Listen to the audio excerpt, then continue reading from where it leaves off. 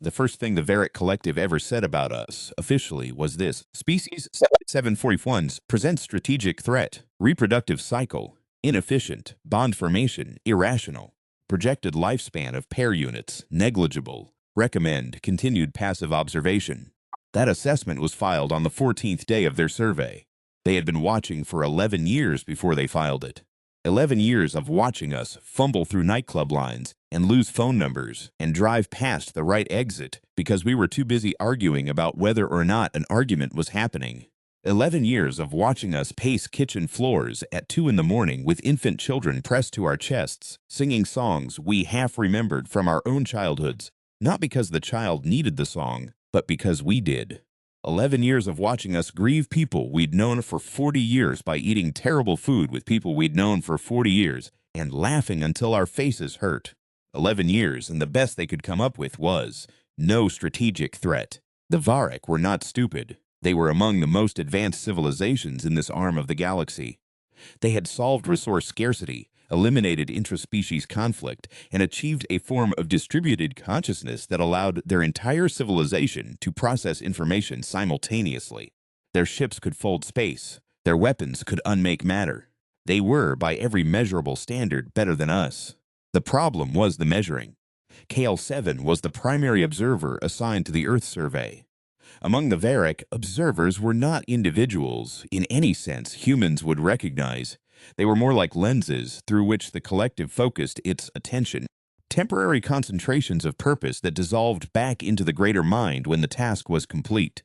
But 11 years is a long time, even for the Varick, and something happened to KL7 that the collective had not predicted and could not fully explain. KL7 began to find the humans interesting, not strategically interesting, not the kind of interesting that updated a threat assessment or triggered a resource allocation review. The other kind, the kind that made an observer lean closer to the feed, the kind that made an observer replay certain sequences more than the parameters of analysis strictly required. The sequence that started it was, by any objective standard, unremarkable. A human male designated Subject Bilateral 17 had attended what the collective's preliminary survey had categorized as a tribal gathering site for reproductive competition, what the humans called, with characteristic imprecision, a club. Subject 17 had displayed the standard courtship behaviors the Varick had cataloged.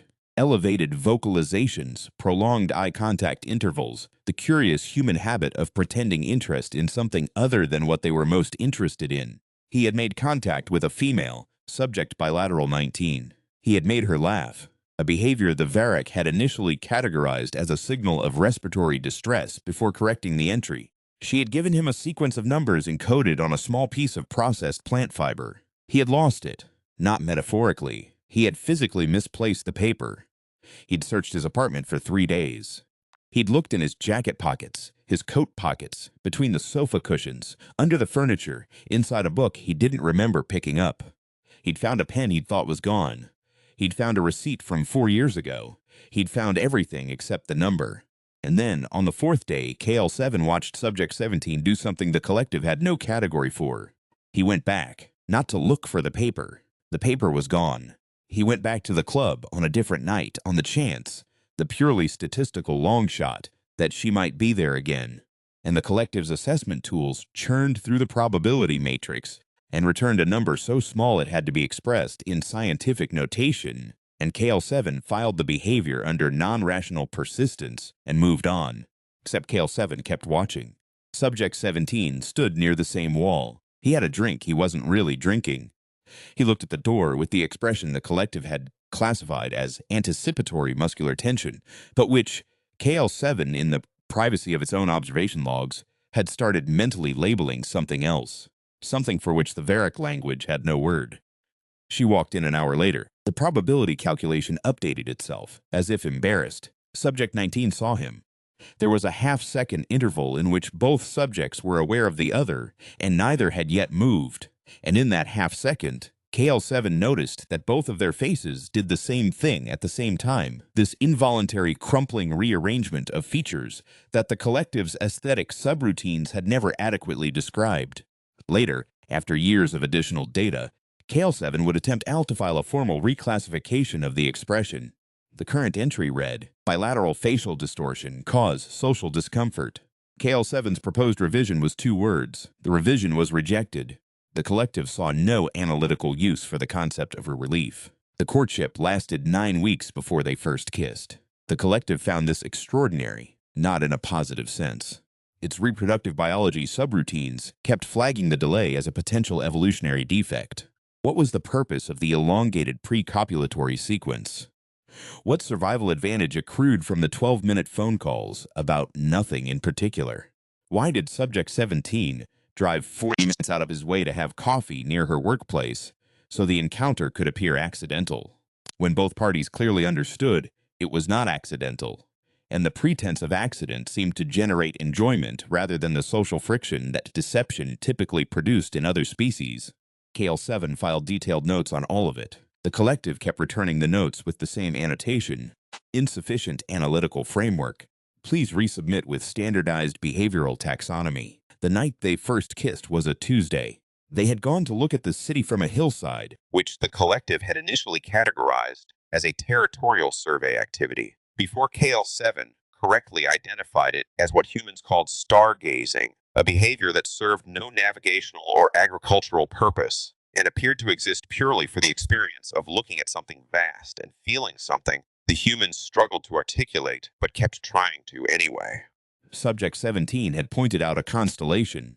He'd told her the name, and then told her it was wrong, that the name was a story a dead civilization had told about a group of stars that weren't actually near each other in space, just aligned from this particular angle on this particular planet to this particular species with these particular eyes at this particular moment in the universe's history, he'd said.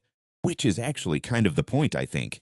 She'd looked at him for a long time, then she'd kissed him. KL7 noted the exchange and sat with it for what, in Varec terms, was an unusually long processing interval. A story about how things that are not actually connected can appear connected if you look at them from exactly the right place. Which is the point. KL7 did not file a report on that thought. Some observations the observer had begun to understand were not for the collective. The Varec's 11-year passive survey ended in the 12th year, when the collective voted. It always voted, the distributed consciousness processing every position simultaneously until the optimal solution crystallized. To advance to the active survey phase, this meant sending a probe into low orbit. The probe would emit a signal. The signal would, in all probability, go unnoticed by the humans, whose detection technology at this point was still largely pointed outward rather than inward. KL7 noted the vote in its observation log. Then KL7 noted something else. In the private portion of the log that only KL7's specific lens maintained, the accumulation of 11 years of closeness that had calcified into something the collective would have had difficulty classifying. KL7 noted, I hope they don't notice. It was, technically, an expression of preference that conflicted with the collective's assigned mission parameters. KL7 filed it anyway. Something about the humans had taught the observer that certain things needed to be said, even when they were inconvenient. Subject 17 and Subject 19 had been together for 1 year and 3 days when she told him she was pregnant.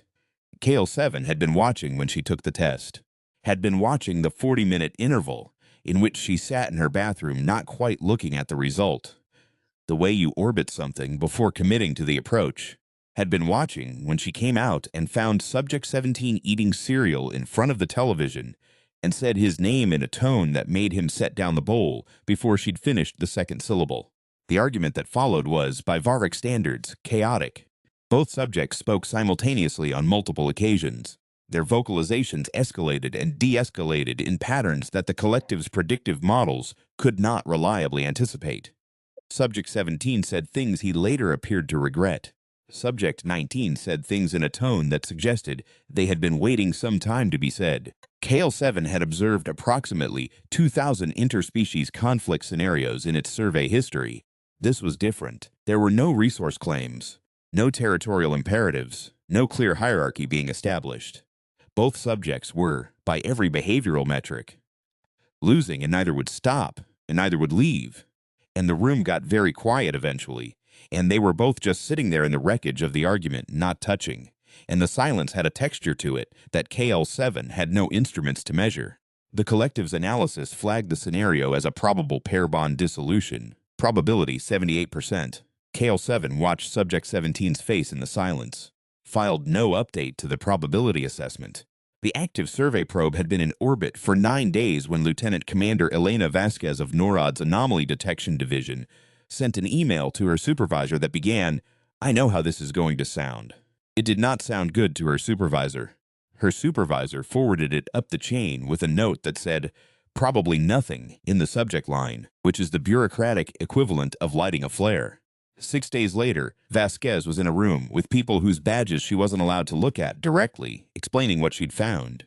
"It's in low orbit," she said. "It's not one of ours. It's not Chinese. It's not a rock. It's about the size of a refrigerator, and it's emitting a signal on a frequency we don't use for anything. It's been there for at least 9 days and possibly much longer, and it is very clearly watching us." "Watching us how?" said a badge she wasn't looking at. "The way you'd watch a nature documentary," Vasquez said. "Systematically, comprehensively, every major population center. It's not looking for military installations. It's not looking for resources. It's looking at people." She pulled up the signal analysis on the screen. "I've been trying to decode the transmission. I think I've got a partial. If I'm reading this right," she paused, because this was the part she'd rewritten 17 times before, including in the briefing. "It's a catalog. It's taxonomic. It's as if someone is trying to classify us." The room was quiet. "Classify us as what?" said the badge. "Animals," Vasquez said. "I think someone out there thinks we're animals." KL7 became aware that the humans had detected the probe at approximately the same moment the collective did. The collective's response was immediate and calibrated. Accelerate the active phase, retrieve the probe, reassess the survey timeline based on the humans' demonstrated detection capabilities. Standard protocol. The collective had done this with 9 other species across 4 centuries of survey work. Sometimes the detected species deteriorated into panic and intraspecies conflict. Sometimes they attempted to destroy the probe. Once, memorably, a species had immediately sent a reciprocal signal containing what appeared to be an invitation to dinner, though the translation remained contested. The collective expected panic. Panic was the statistically dominant response. KL7, watching the human response unfold, filed a report that said simply, "They are not panicking. They were arguing. Not with each other. Not in the destructive sense. They were doing the thing KL7 had watched them do in the club, in the hillside, in the kitchen at 2 in the morning. They were doing the thing where they talk around the real thing until someone is brave enough to say the real thing. And then everyone is quiet for a moment. And then someone says something that isn't the answer, but is the next right question." Vasquez had said, "I think someone out there thinks we're animals." And the room had eventually, slowly started asking, "What do we do with that? Not. How do we destroy the probe? Not. How do we hide? What do we do with that?" KL7 watched this for 11 hours, then filed the longest report of the survey's history. The collective read it and returned it with a single annotation. KL7, "This is not analysis. This is something else. Please clarify your role and resubmit." KL7 did not resubmit. It was 4 months before the Varric made formal contact. They had expected to choose the time and terms. They always chose the time and terms. The collective had a protocol for first contact that had been refined over centuries. Establish communication on a neutral frequency. Transmit a mathematical key. Wait for the recipient species to decode it. Use the resulting shared framework to establish basic exchange. The humans did not wait for the transmission. On the morning of April 14th, a signal went up from 3 separate facilities simultaneously. Not a weapon, not a probe, not a detection pulse. A message. Coherent, structured, addressed outward on the frequency the Varric's own probe was using. The message was in mathematics, as first contact messages conventionally are, but appended to the mathematics, in a format the Varric system spent 4 days parsing before concluding it was intentional and not noise, was something else, something that didn't fit the protocol. It was, as near as the Varric translation systems could determine, a joke. The collective spent 2 weeks attempting to determine whether the joke was a threat, a navigation error, a cultural artifact, or something else entirely. KL7 spent 2 weeks reading the joke over and over. The joke said, essentially, "We know you're watching. Here's the thing about nature documentaries. The animals can see the camera." KL7 felt something. The collective had no word for it. KL7 had been building vocabulary for 11 years privately in observation logs that were becoming less about observation and more about something else. Something the humans did in the hillside, looking up at stars that weren't actually close to each other, finding shapes in them anyway. The word KL7 was looking for was recognition. The formal delegation arrived in high orbit on a Thursday afternoon, which the Varrock had selected based on its position in the human calendar as a period of reduced social conflict. KL7 had contributed to the selection process. What KL7 had not contributed, and what the collective had not asked for, was any opinion on whether Thursday was a good day for this. It was not a good day. There is no good day for this. Vasquez was part of the reception team. She had not expected to be. She was an anomaly detection officer with a background in signal analysis. Not a diplomat, not a xenobiologist, not anyone's first choice for historical first contact. But she had found the probe, and more importantly, she had written the email that said, "I know how this is going to sound," which turned out to be the sentence that best described the entire previous 4 months, and someone in the chain of command had decided that made her useful. She stood on the deck of the receiving platform and watched the Varrock shuttle descend through the atmosphere, and she had a thought that she later included in her memoir, which became one of the most read books of the following decade. The thought was, they're going to be disappointed, not disappointed in the meeting, disappointed in us. They've been watching us for 11 years, probably more, and they've been watching us the way you watch something you're trying to categorize, and we're going to walk out there and we're not going to be what they thought we were. Not because we're worse, but because categories miss the point. She didn't say any of this. She straightened her jacket and waited. The Varrock descended. They were, physically, not what the science fiction films had prepared anyone for. They were tall, segmented, with a bilateral symmetry that was oddly familiar and a coloration that shifted in the light. And they moved with the deliberate precision of something that had never had to hurry, because nothing in their evolutionary history had ever required it. They stopped in front of the delegation. The lead Varrock produced a device that emitted a tone, and the translation software the humans had spent 4 months building from the probe's signal transmissions rendered the tone as, "We are the Varrock Collective. We have surveyed your species. We are prepared to classify you." Vasquez looked at the lead Varrock for a long moment. Then she said, "What if we don't want to be classified?" The translation processed. The Varrock delegation was still for several seconds. "Classification determines your place in the collective's record," the lead Varrock said. "All known species are classified." "I know," Vasquez said. "What I'm asking is, what if we're harder to classify than you thought?" KL7 was not on the delegation. Observers did not attend formal contact events. They were lenses, not actors. But KL7 was watching, as KL7 had always been watching. And KL7 heard Vasquez's question and experienced something that the collective, reviewing the observers' biometric logs afterward, would classify as processing anomaly and flag for maintenance review. It was not a processing anomaly. It was the feeling you get when something you have been trying to say for a very long time is said by someone else, and said better than you could have said it. The meetings lasted 6 days. The Varrock had expected to spend those 6 days delivering their assessment of the human species, technological level, resource utilization efficiency, reproductive and social organization, threat assessment, and recommended classification level. This was the standard format. 11 other species had sat through the standard format. None of them had interrupted it. The humans interrupted it constantly. Not aggressively, not obstructively. They would listen to a classification parameter, and then one of them would say, "That's interesting, but did you account for?"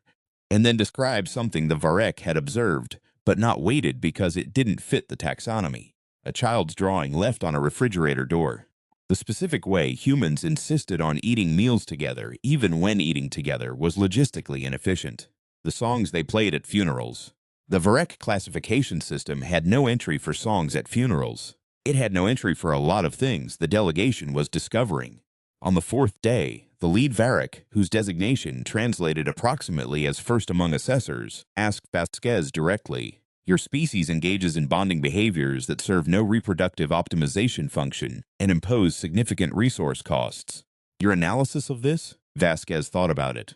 "My mother sang to me when I was sick," she said. "I don't know if that optimized anything. It helped, though. First among assessors processed this. Helped how? Vasquez looked at him. Do you have a mother? The Varric are not. We do not have. First among assessors paused in a way that the human delegation found striking, because the Varric did not, in 6 days, pause anywhere else. The collective is the origin of all Varric awareness. There is no individual prior state. So no, Vasquez said gently. Okay, I'm not sure I can explain it to someone who doesn't have one. I'm not sure anyone could. The room was quiet. But I could try, she said, if you want. It was on the 5th night, not during formal sessions, not on record, that KL7 broke protocol.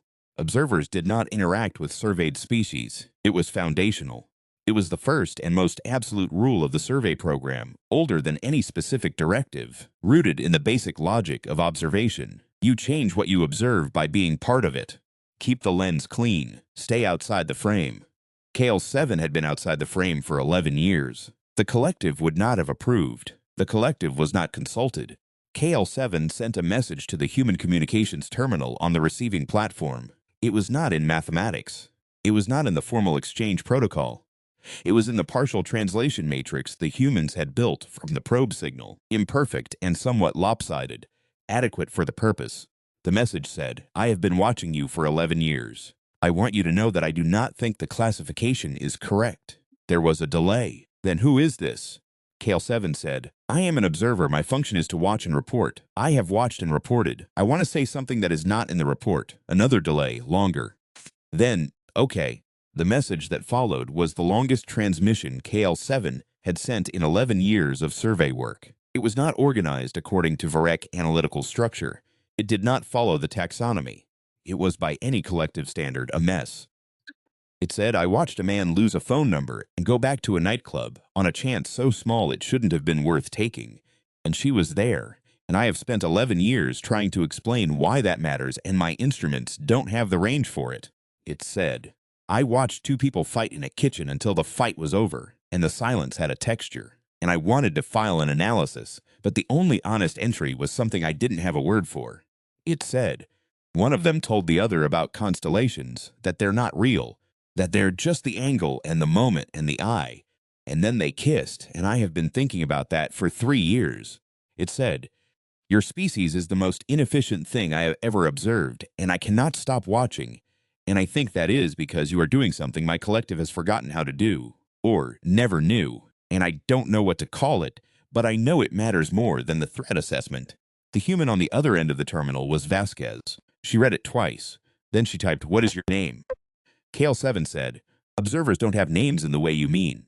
She said, do you have anything close? A pause. Then, KL7. The 7 is a rank designation. You can drop it if you want. She said, Kale, I'm Elena. We were going to have dinner in an hour. Do you eat? The collective discovered KL7's protocol breach on the morning of the 6th day. The response was measured, as Varric responses always were. The distributed consciousness processed all positions simultaneously, weighed all outcomes, crystallized its response without drama. KL7 was recalled. The incident would be reviewed. The contact proceedings would continue without the compromised observer. KL7 accepted the recall, but before the connection closed, KL7 sent one more message. Not to the human terminal, to the collective itself. It said, you asked for analysis. Here is my analysis. We have surveyed 12 species in 400 years. In 400 years, we have not learned anything about any of them that surprised us, because we only looked for what we expected to find.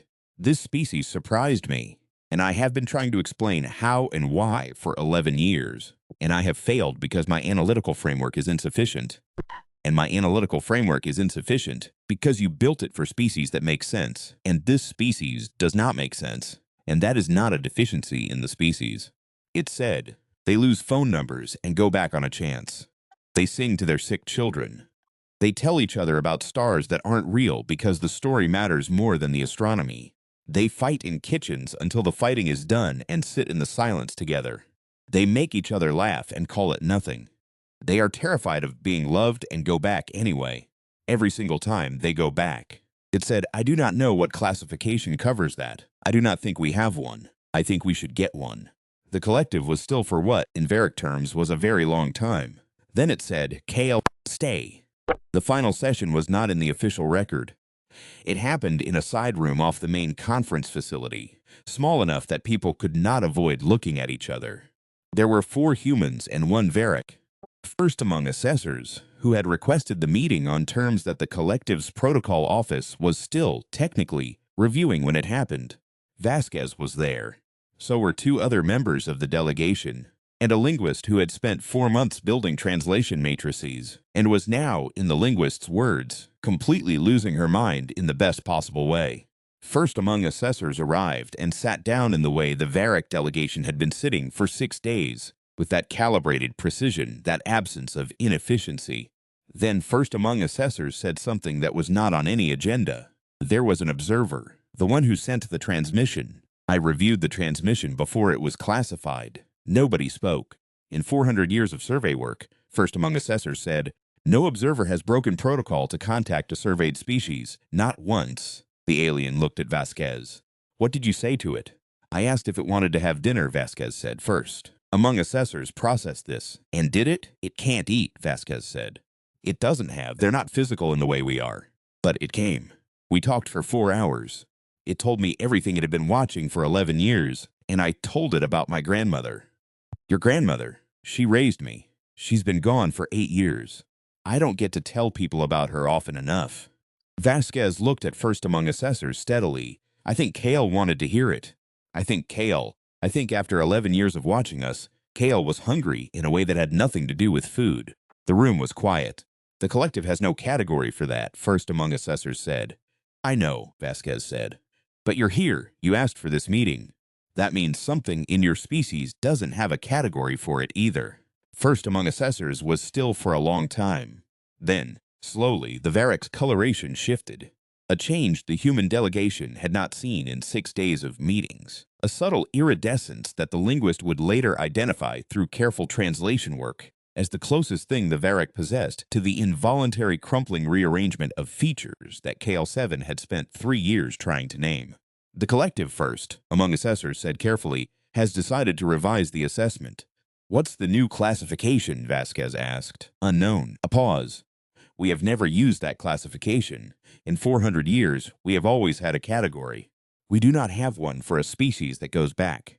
First among assessors, coloration shifted again, deeper. The collective finds this the observer KL7's word interesting. The other kind of interesting.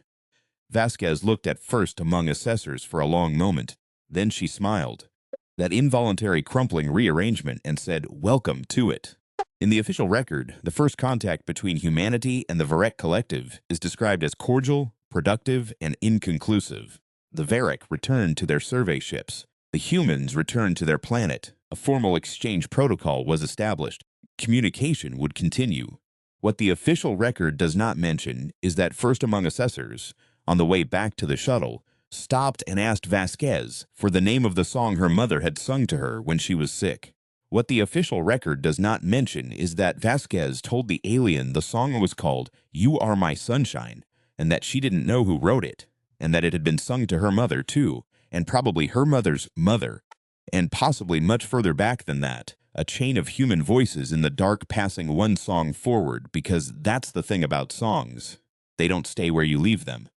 What the official record does not mention is that first among assessors stood there for a long time after she told it that. What the official record does not mention is KL7 reinstated after review, filing one final addendum to the 11-year survey report. The addendum said only, "complex, perverse, tragically beautiful, the earthbound human." The collective accepted the addendum without revision. For the first time in 400 years, it did not have a better description. Subject 17 and Subject 19 got married on a Saturday in October. KL7 watched, as KL7 had watched everything. There was a ceremony with flowers and a piece of music and a reading from an old book. And both of them cried at different moments for reasons that were not sad. And the humans in attendance did the thing where they cry because other people are crying. The emotional contagion that had no survival function and that the collective's models had never adequately explained. Someone's elderly relative laughed at the wrong moment, and everyone laughed at the wrong moment together. The infant was there too, held by someone's sister, wearing an outfit that served no thermoregulatory function and existed entirely to be soft. When they kissed, everyone made noise. KL7 had been an observer for 11 years and change. had watched 2,000 conflict scenarios and 10,000 courtship behaviors, and uncountable ordinary moments of humans being humans in all their noisy, inefficient, irrational persistence. Had filed reports and been returned reports and broken protocol and been recalled and reinstated and revised and refiled, and finally, on the morning of a Thursday in a receiving room, had watched a human woman refuse to be classified. Kale 7 watched them kiss, filed no report. Some things are just for watching. The stars were out. They were not actually close to each other. Separated by distances the human mind could name but not quite hold. Burning alone in the enormous dark, ancient light, arriving late to a party that had already changed. From this angle, from this planet, at this moment in the universe's long and different history, they looked like a picture. Which was maybe exactly the point.